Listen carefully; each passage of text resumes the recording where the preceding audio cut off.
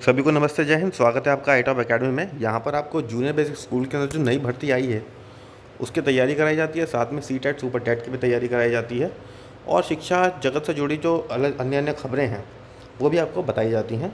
तो कल हमने साइंस की एक सीरीज़ शुरू करी थी जिसमें हमने पहले वीडियो डाल दी है, उसको आप हमारे यूट्यूब पे चैनल पे जिसका जाके पहला देख सकते टॉपिक हैं। था दैनिक जीवन में विज्ञान, महत्वपूर्ण खोज, महत्व विज्ञान एवं प्रौद्योगिकी। तो इसी टॉपिक पर कल हमने एक वीडियो अपलोड की थी। इसी क्रम को आगे बढ़ाते हुए आज हम हाजिर हैं एक नए टॉपिक और नई वीडियो के साथ, जिसका टॉपिक का नाम है रेशे एवं वस्त्र। आप सभी जानते होंगे ये बात तो कि हम अपने डेली लाइफ में वस्त्र पहनते हैं, कपड़े पहनते हैं। कपड़े किस चीज़ से बने होते हैं सबको पता होगा, धागों से बने होते हैं। अब धागे किस चीज़ से बने हुए होते हैं? धागे बने हुए होते हैं छोटे छोटे रेशों से, रेशे जिन्हें हम तंतु भी बोलते हैं। तो रेशे एवं वस्त्र टॉपिक से ही क्लियर हो रहा है कि हमारे डेली लाइफ का टॉपिक है, तो ऑब्वियस सी बात है इजी टॉपिक होगा। ऐसा नहीं है, ज़्यादा हार्ड टॉपिक नहीं है, आप ज़्यादा परेशान मत होइए। बहुत आसान से टॉपिक दे रखे हैं और हमने अपने नोट्स भी इसी तरह से बनाए हुए हैं कि बहुत ही ईजी वे में आपको ये लगेंगे। तो चलिए आइए शुरू करते हैं इस टॉपिक को, रेशे एवं वस्त्र। जब रेशों की बात करी जाती है, वस्त्र की बात करी जाती है, तो रेशों की बात आती है, रेशों की बात करी जाती है, धागों की बात आती है, धागे से ही वस्त्र बनते हैं। तो आपने देखा होगा जितने भी हम तरह तरह के वस्त्र पहनते हैं सब अलग अलग क्वालिटी के होते हैं। कोई सिल्क का, कोई कॉटन का, कोई किसी और उसका जॉर्जेट का, सबके अपने अलग अलग तरीके के वस्त्र होते हैं। तो क्या वस्त्र की जो ये तरह तरह के काइंड हैं, वस्त्र के जो प्रकार हैं, वो किस चीज़ से, किस वजह से होते हैं, क्या आपको पता है? ये वस्त्र के प्रकार होते हैं रेशों की वजह से। तो इसी क्रम में हम पढ़ते हैं कि रेशे कितने तरह के रेशे होते हैं। देखिए नॉर्मली 3 तरह के रेशे होते हैं। एक तो होते हैं जो रेशे पौधों से मिलते हैं, पौधों से प्राप्त रेशे, मतलब आपने देखा होगा कॉटन, रुई, जूट, फ्लैक्स और नारियल। ये जो रेशे हैं ये हमें पौधों से मिलते हैं। इसी क्रम में जंतु या जानवर रेशे, कुछ रेशे हमें जंतु से भी प्राप्त होते हैं। जैसे हम सबको पता है हमारे सर पे बाल हैं, इसी तरह से हमारी बॉडी पे बाल हैं। इसी तरह से क्या होता है, जानवर होते हैं जैसे भेड़ हो गई, इनके बॉडी पे भी बाल होते हैं। ऊन मिलती है, हमें सबको पता है किससे मिलती है, भेड़ से ऊन मिलती है। तो ये जो ऊन है ये रेशा है, लेकिन किससे मिलता है? क्या पौधे से मिलता है? नहीं ना, ये किससे मिलता है? जंतु से मिलता है। तो जानवर रेशा हो गया या जंतु से प्राप्त रेशा हो गया। इसी क्रम में रेशम है। तीसरा आता है मानव निर्मित रेशे या संश्लेषित या कृत्रिम रेशे। कुछ रेशे ऐसे होते हैं जो ना जंतुओं से मिलते हैं ना पौधों से मिलते हैं। उन रेशों को इंसान या मानव खुद बनाता है, जिसे हम बोलेंगे मानव निर्मित रेशे या संश्लेषित रेशे, कृत्रिम रेशे। जैसे कि नायलॉन हो जाता है, रेयॉन हो जाता है, पॉलिएस्टर हो जाता है, और भी तरह तरह के रेशे। तो इतना तो आपको समझ में आया कि रेशे जो होते हैं वो 3 तरह के होते हैं। इसमें क्वेश्चन ये आ सकता है, मान लीजिए वो किसी एक रेशे का नाम दे दे और ये पूछ ले कि ये कौन सा, मान लीजिए किसी एक रेशे का नाम दे दे और ये पूछ लेता है कि कौन सा रेशा ये कौन सा है, मतलब पौधे से प्राप्त रेशा है, जंतु से प्राप्त रेशा है। या ऐसे दे सकते हैं कि 4 रेशे दे देते हैं और उसमें से 4 रेशों के नाम दे देते हैं और उनमें से पूछ लेते हैं कि बताइए पौधों से प्राप्त रेशा कौन सा है। इसके बाद में हमने कुछ यहाँ पे एक टेबल बना रखी है कि रेशे हैं, एक तरफ पौधे का नाम है, मतलब कौन सा रेशा किस पौधे से मिलता है। ये बहुत इंपॉर्टेंट है, देखिए ध्यान दीजिए इस पर, ये बहुत ज़्यादा इंपॉर्टेंट है कि रुई जो रेशा है वो कपास से मिलता है। इतना तो हमें पता है कपास से मिलता है, लेकिन इसी में ही कपास के बीजों से मिलता है, जिसे हम बिनौले भी कहते हैं। तो हमें ये पता होना चाहिए कि जो रुई है वो कपास के बीजों से मिलती है। इसी तरह जूट है, जूट पटसन या सनई, एक ही नाम है, पटसन या सनई पौधे का नाम है, इसके तनों से मिलती है। इसी तरह फ्लैक्स हो गया, वो अलसी या तीसी, ये भी एक पौधा है, इसके तनों से मिलता है। और नारियल जो है वो जटा नारियल के फलों से मिलता है। ठीक है, इसके बाद में आता है रेशे और जंतु का नाम। एक साइड हमने रेशे लिखे, एक साइड जंतु का नाम, यानी कि कुछ रेशे हमें जंतुओं से मिलते हैं। तो वो कौन कौन से रेशे हुए? जैसे ऊन है, सबको पता है ऊन किससे मिलती है? भेड़ के बाल से, याक से। आप जल्दी से फटाफट से कमेंट करके हमें बताइए कि भेड़ और याक से अलग ऊन किसी और जानवर से मिलती है। अगर आपको पता होगा तो आप ज़रूर बताएंगे। देखते हैं सबसे पहले कौन कमेंट करता है। इसके बाद में आता है रेशम। रेशम मिलता है रेशम के कीट से, और ये रेशम हमने यहाँ पे ये भी लिख दिया है कि रेशम का कीट किस किस पेड़ पर पाया जाता है। शहतूत के पेड़ पर रहता है, वो अरंडी के पेड़ पर रहता है और ओक के पेड़ पर रहता है। ठीक है, अब इसके बाद आता है कि वस्त्र बनता कैसे है। अभी हमने शुरू में ही आपको बता दिया था कि वस्त्र रेशों से बनता है।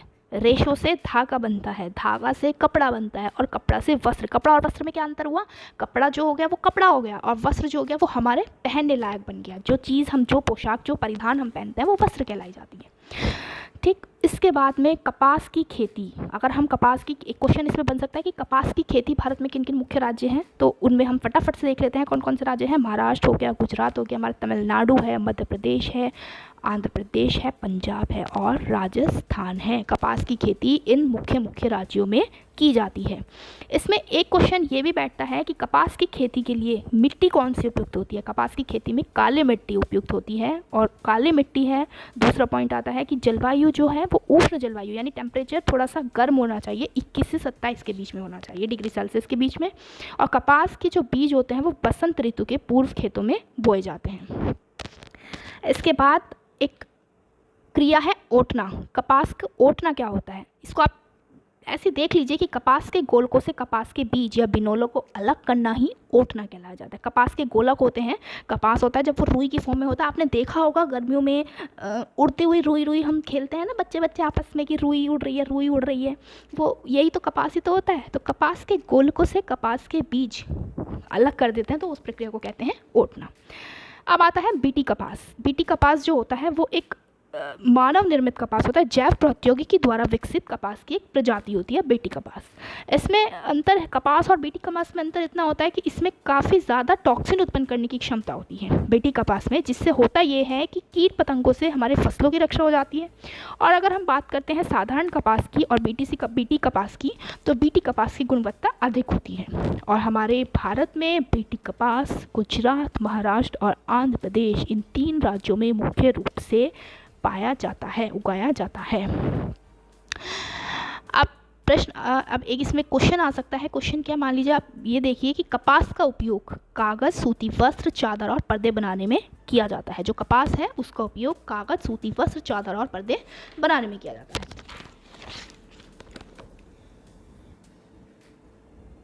इसके बाद बात आती है जूट और पटसन। जूट को हम पटसन भी कहते हैं क्योंकि पटसन के तने से बनता है, हमने शुरू में ही बता दिया था। जूट जो है पटसन के तने से बनता है। फटाफट से देख लेते हैं जूट के बारे में। जूट जो है पश्चिम बंगाल, असम और बिहार में मिलता है। इसकी खेती पश्चिम बंगाल, असम और बिहार में होती है। जैसे कपास के लिए काली मिट्टी आवश्यक थी, ऐसी जूट के लिए कछार या जलोढ़ मिट्टी उपयुक्त होती है। वर्षा ऋतु में ही वर्षा ऋतु में ही जूट के बीज बोए जाते हैं और पटसन को पुष्पन अवस्था में ही काटते हैं, यानी पुष्प की अवस्था में, फूल की अवस्था में इसको काटा जाता है। जूट से रस्सी, डलिया, बोरा, टाट, पट्टी, दरी आदि बनाई जाती है। ये हमें पता होना चाहिए कि जूट से क्या क्या बनता है। फिर नेक्स्ट आता है रेशे या तंतु को ऐंठ कर मजबूत बनाने की प्रक्रिया कहलाई जाती है कताई। जब रेशे और तंतु को ऐंठ कर मजबूत बनाया जाता है उसे कहते हैं कताई। अब धागा हमने बना लिया, रेशा लिया, रेशे से हमने ऐंठ लिए धागे, कताई कर ली तो वो धागे बन गए। अब धागों से वस्त्र कैसे बनाता है, तो ये आपको याद रखना होगा कि धागे से वस्त्र बनाने की 2 विधियां हैं, एक बुनाई, एक बंधाई। ये क्वेश्चन बहुत इंपॉर्टेंट है कि धागे से वस्त्र बनाने के लिए आपकी 2 विधियां हैं, एक बुनाई, एक बंधाई। बुनाई क्या होता है, धागे के 2 सेट, मतलब धागे के 2 सेटों को आपस में व्यवस्थित करके वस्त्र बनाना। मतलब धागे के 2 सेट ले लीजिए, यानी 2 धागे ले लीजिए और उन्हें आपस में, जैसे आपने देखा होगा टॉवल होता है, टॉवल में एक ऐसे एक हॉरिजॉन्टल और एक वर्टिकल धागा होता है। इसी तरह से धागे को लेकर, एक धागे को हॉरिजॉन्टल और एक धागे को वर्टिकल ले लेते हैं, तो उसको आपस में व्यवस्थित करना वो कहलाया जाता है बुनाई। और बंधाई, बुनाई और बंधाई में क्या अंतर है, बुनाई जो होती है वो धागे के 2 सेट यानी 2 धागे ली जाती है और बंधाई जो होती है वो केवल एकल सिंगल धागे से बनाने की, वस्त्र बनाने की प्रक्रिया बंधाई कहलाई जाती है। ये हम पहले ही बता चुके हैं, कपास गोले से कपास के बीज अलग करना, कपास को ओटना कहलाया जाता है। पटसन जो होता है, पटसन के तने जब हम काटते हैं तनों को, तो पटसन के तनों को कुछ दिन के लिए जल में रख देते हैं, जिससे कि जूट के जो रेशे हैं वो ढीले हो जाते हैं। इस क्रिया को हम कहते हैं रेटिंग। तो ये प्रश्न ऐसे आ सकता है कि पटसन के तने को रुके हुए जल में कुछ दिन तक रखकर जूट के रेशे को ढीला करने की प्रक्रिया क्या कहलाई जाती है। ठीक है, वस्त्र बनाने की 2 विधि हम बता चुके हैं, बुनाई और बंधाई। चलिए इसी क्रम में आगे बढ़ते हैं और देखते हैं रेशों से वस्त्र तक की प्रक्रिया। अभी हमने पढ़ा जूट और पटसन, अब हम इसके बारे में और विस्तार से हम पढ़ चुके हैं। अब हम पढ़ते हैं रेशम और ऊन के बारे में। जल्दी से हमें कमेंट करके बताइएगा कि रेशम के कीड़े किस पेड़ पर पाए जाते हैं। हमने वीडियो में भी सबसे शुरू में बताया था, सबसे ज़्यादा रेशम के कीड़े किस पेड़ पर पाए जाते हैं। रेशों से वस्त्रों तक की प्रक्रिया में देखते हैं, हमें सबसे पहले पता है कि ऊन हम सब ऊन हमने सब ने देखी है, ऊन के कपड़े हम सब पहनते हैं, सबको पता है ऊन मिलती किस किस जानवर से है, तो ऊन मिलती है याक से, ऊँट से, बकरी से, लामा से और एल्पेका से। लामा और एल्पेका जो हैं ये दक्षिणी अमेरिका में पाए जाते हैं जानवर, इनसे हमें ऊन मिलती है। जम्मू कश्मीर के पहाड़ी क्षेत्रों में अंगोरा बकरी से अंगोरा ऊन मिलती है। ये बहुत इंपॉर्टेंट क्वेश्चन है, इसको आप नोट कर लीजिएगा कि जम्मू कश्मीर के पहाड़ी क्षेत्रों में अंगोरा बकरी से अंगोरा ऊन मिलती है, कश्मीरी बकरी से पश्मीना ऊन मिलती है, तिब्बत और लद्दाख में याक मिलता है और दक्षिणी अमेरिका में लामा और एल्पेका से ही हमें ऊन मिलती है। हम अपनी ठंड में अपना बचाव करते हैं तो हम ऊनी कपड़ों से ही तो करते हैं, तो अब सोचिए नहीं जानवर हमारे लिए कितने इम्पोर्टेंट है, मतलब हमें बेचारे जानवर ऊन दे रहे हैं, अपने बालों से हमें ऊन मिल रही है। चलिए आगे बढ़ते हैं। वर्णनात्मक प्रजनन। वर्णनात्मक प्रजनन क्या होता है? अच्छी नस्ल की भेड़ों को जन्म देने के लिए मुलायम बालों वाली विशेष भेड़ों के चयन की प्रक्रिया। ऐसा होता है कि भेड़ के दो तरह के बाल होते हैं, एक होते हैं सर के बाल, एक होते हैं त्वचा के बाल। तो जो भेड़ की त्वचा के बाल होते हैं वो थोड़े मुलायम होते हैं और सर के बाल जो होते हैं बहुत टाइट होते हैं, सभी के साथ ऐसा होता है। तो भेड़ों के जो मुलायम बाल होते हैं उनकी अच्छी नस्लें ले ली जाती हैं और उन नस्लों को छांट के उनके चयन किया जाता है कि विशेष भेड़ें चयन की जाती हैं ऊन बनाने के लिए। इस प्रक्रिया को हम कहते हैं वर्णनात्मक प्रजनन। जैसा कि हम पहले बता चुके हैं, भारत में भेड़ की त्वचा के मुलायम बालों से ही ऊन बनती है, सर के बाल नहीं लिए जाते भारत में। इसका मतलब हम बहुत लकी हैं कि हम सर के बालों से ऊन नहीं पहनते। चलिए नेक्स्ट आगे बढ़ते हैं। कुछ भारतीय नस्लें। भेड़ों की कुछ भारतीय नस्लें हैं, ये कहाँ कहाँ मिलती हैं, किस ऊन के लिए बनाई जाती हैं, इस क्रम में हम आगे देखते हैं। नस्ल का नाम बाखरवाल नस्ल है भेड़ की, जो कि मिलती है कौन कौन से राज्य में? जम्मू कश्मीर में, और ये ऊनी शॉलों के लिए है। किसके लिए है ये? ऊनी शॉलों के लिए है। इसके बाद आता है रामपुर बुशायर। रामपुर बुशायर ये भी एक भेड़ की नस्ल है। कमाल है ना, कैसे कैसे नाम है। रामपुर तो एक जगह है। ये राज्य उत्तर प्रदेश और हिमाचल प्रदेश में मिलती है और ये भूरे ऊन वाले कंबल बनाने के लिए उपयुक्त होती है।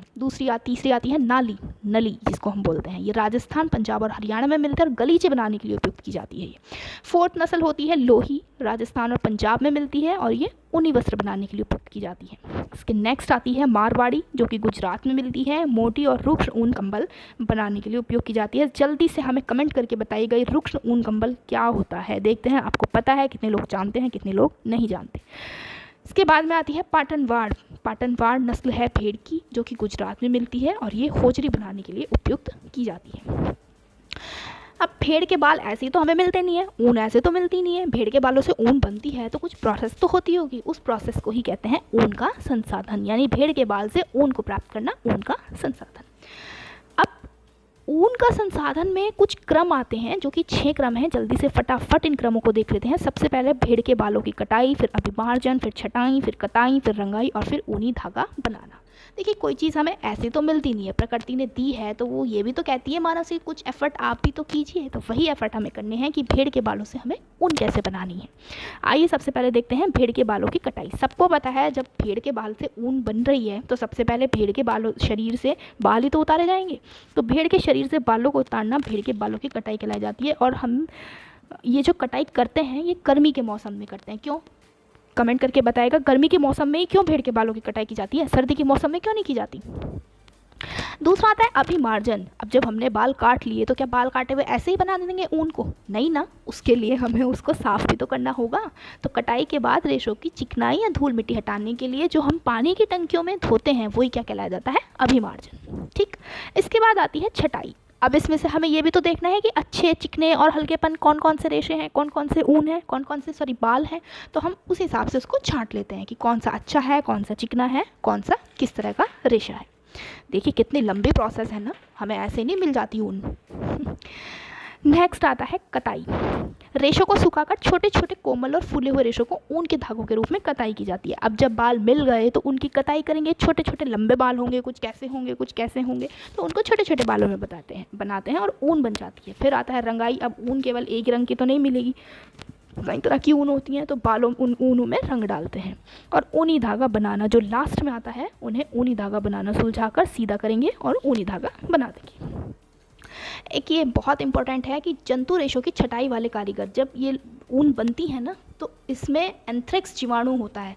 एंथ्रेक्स जीवाणु से ये लोग जो कारीगर है संक्रमित हो जाते हैं और इससे एक रक्त का एक रोग होता है जो कि कहलाया जाता है सॉटर्स रोग। भेड़ सबसे ज़्यादा चीन में मिलती हैं और उसके बाद ऑस्ट्रेलिया तीसरे नंबर पर अपने भारत में। तो याद रखिएगा भारत इसमें भी पीछे रह गया, 3rd नंबर पर है। गुणवत्ता की दृष्टि से न्यूजीलैंड की मरीना ऊन सबसे फेमस है, सबसे अधिक अच्छी मानी जाती है न्यूजीलैंड की मरीना ऊन। अब बात आती है रेशम की। रेशम का आविष्कार चीन में हुआ था और सर्वाधिक रेशम उत्पादन भी चीन में ही होता है। रेशम के कीड़े जो होते हैं वो मादा रेशम देती है, अंडे जो देती है वो मादा रेशम कीट देती है। और ये हम पहले बता चुके हैं शहतूत की पत्तियों की निचली सतह पर। ये बहुत इंपॉर्टेंट है, इसे ध्यान दीजिएगा। शहतूत की पत्ती की निचली सतह पर, ऊपरी सतह पर नहीं देती, निचली सतह पर देती है। इसके बाद में हम पढ़ते हैं कि ये जो रेशम के कीड़े होते हैं इनसे छोटे छोटे अंडों से सफ़ेद रंग के लार्वा निकलते हैं। इन्हें हम कैटरपिलर कहते हैं, इल्ली कहते हैं या लार्वा कहते हैं। इनके 3 नाम है, याद रखिएगा। और एक नोट याद कर लीजिए कि मादा कीट बड़ी होती है नर कीट से, नर कीट छोटा होता है, मादा बड़ी होती है। ये कैटरपिलर हैं छोटे छोटे। आपने कैटरपिलर बच्चों के उसमें भी देखा होगा, खिलौनों में कैटरपिलर कुछ इस टाइप की शेप का बना रहता है, ऐसा ऐसा ऐसा, एक ऐसा और एक ऐसा। ये कैटरपिलर ही तो होता है। ये कैटरपिलर 4 से 6 हफ्तों में बढ़ जाता है, 4 से 6 हफ्तों में बड़ा हो जाता है। रेशम ग्रंथि अब अत्यंत महीन प्रोटीन युक्त लसदार पदार्थ स्रावित करने वाली लार्वा की एक ग्रंथि होती है। लार्वा के पास एक ग्रंथि होती है जो कि बहुत बारीक होती है और प्रोटीन स्रावित करती है, लसदार पदार्थ स्रावित करती है, रेशम ग्रंथि कहलाई जाती है। वो जो लार्वा होता है ना वो आगे से पीछे की तरफ 8 के आकार में बढ़ता है, 8 के आकार में आगे से पीछे की तरफ ऐसे बढ़ता है।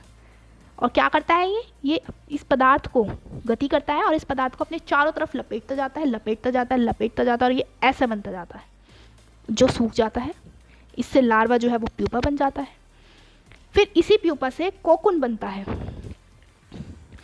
प्यूपा के चारों तरफ रेशम ग्रंथि से स्रावित पदार्थ से लिपटी संरचना क्या कहलाई जाती है? कोकुन या कोया। अभी क्या था? लार्वा कैटरपिलर था। कैटरपिलर जो है आगे बढ़ता गया, गति करता गया, उसने चारों तरफ ऐसे ऐसे अपना उस लसदार ग्रंथि को बना लिया, तो ये क्या कहलाया जाता है? कोकुन। ठीक है, आगे आते हैं रेशम कीट पालन। देखिए ध्यान दीजिएगा, रेशम कीट को पालना कहलाया जाता है सेरिकल्चर। क्या कहलाया जाता है? सेरिकल्चर। और इसके प्रमुख केंद्र देख लेते हैं फटाफट से। कर्नाटक, मैसूर, बेंगलोर। मैसूर और बेंगलोर हैं कर्नाटक में। उत्तराखंड में नैनीताल और हल्द्वानी है। AP Andhra Pradesh. WB west Bengal. TN Tamil Nadu. JK Jammu Kashmir. ये याद रखिएगा। उच्च कोटि का रेशम और निम्न कोटि का रेशम। देखिए जब कोकुन होता है ना, कोकुन को हम उबालते हैं पानी में। अगर हम कोकुन को 950 से 970 डिग्री पानी में उबाल देते हैं 10 से 15 मिनट के लिए, तो ऐसा रेशम जो होता है वो उच्च कोटि का रेशम कहा जाता है। लेकिन कभी कभी ऐसा होता है जो कोकुन है वो अपने आप ही निकल जाता है। जो कोकुन के अंदर का कीट होता है वो अपने आप ही उस कोकुन को फाड़ के, मान लीजिए ये हमारा कोकुन हो गया, इसके चारों तरफ कीट के अंदर इसमें कीट है, तो ये कीट क्या होगा? इसे फाड़ के अपने आप ही निकल जाएगा। तो अगर ऐसा कहीं हमें ऐसा कोई रेशा हमें मिलता है तो उससे प्राप्त जो रेशम होती है वो निम्न कोटि की रेशम होती है। रीलिंग बहुत इंपॉर्टेंट है। कोकुन में से रेशम निकालने की प्रक्रिया ही रीलिंग कहलाई जाती है। कोकुन में से जो हम रेशम निकालते हैं ना वो प्रक्रिया रीलिंग कहलाई जाती है। सबसे ज़्यादा रेशम, हमने सबसे पहले ही कही थी आपसे कि सबसे ज़्यादा रेशम शहतूत से मिलती है और ओक अरंडी पेड़ से टसर रेशम, मूंगा रेशम, कोसा रेशम और एरी रेशम मिलती है। फटाफट से कुछ नोट देख लेते हैं। एक कोकुन से 300 मीटर से 900 मीटर तक का रेशमी धागा मिलता है। याद रखिएगा 1 किलोग्राम रेशम हमें मिलती है 5500 कोकुन से। सोचिए ना, 5500 कोकुन, लगभग 5500 कोकुन सिर्फ 1 किलोग्राम रेशम के लिए। 1% कोकुन को उबालने से हम रोक देते हैं ताकि रेशम कीट नया जीवन चक्र प्रारंभ कर सके। मतलब जितने कोकुन हमें मिलते हैं ना, हम उसमें से 1% में से रेशम बनाते ही नहीं है, जिससे अब हम रेशम बनाएंगे तो वो कीट मर जाता है। इसलिए 1% को हम रोक लेंगे जिससे कि रेशम कीट मरे ना और वो नया जीवन चक्र प्रारंभ कर सके। ऊन के रेशों के बीच में वायु रुक जाती है। हम ऊन पहनते क्यों हैं? आपने कभी सोचा ऊन के कपड़े क्यों पहनते हैं? क्योंकि वायु जो है वो रुक जाती है, क्योंकि ऊष्मा के कुचालक का काम करती है। ऊन के रेशों के बीच में हवा जो है वो रुक जाती है, ऊष्मा का कुचालक, ये हम फिजिक्स में पढ़ेंगे, आगे का ही टॉपिक आएगा ये, उसका कार्य करती है। और ये पता होना चाहिए हमें, रेशम से पैराशूट, बुलेट प्रूफ कपड़े और ऑपरेशन में जो टाँके लगते हैं वो रेशम से ही बनते हैं। तो आज का हमारा ये टॉपिक था वस्त्र रेशों से वस्त्रों तक, ये हमने आज कंप्लीट किया है। मिलते हैं कल एक नई वीडियो नए टॉपिक के साथ। जब तक आप जुड़े रहिए iTop अकेडमी से। वीडियो देखने के लिए धन्यवाद। यदि आपको हमारी ये वीडियो अच्छी लगी हो तो लाइक अवश्य करें। लाइक के बिना वीडियो छोड़कर ना जाएं। साथ में चैनल को सब्सक्राइब करें। आगे इसी तरह का कंटेंट आपको मिलता रहेगा। यदि आपका कंटेंट को लेकर कोई सुझाव है तो उसके लिए आप कमेंट बॉक्स के अंदर अवश्य लिखें कि आप किस तरह का कंटेंट देखना चाहते हैं और इसके अंदर और क्या चीज़ें आप देखना चाहेंगे।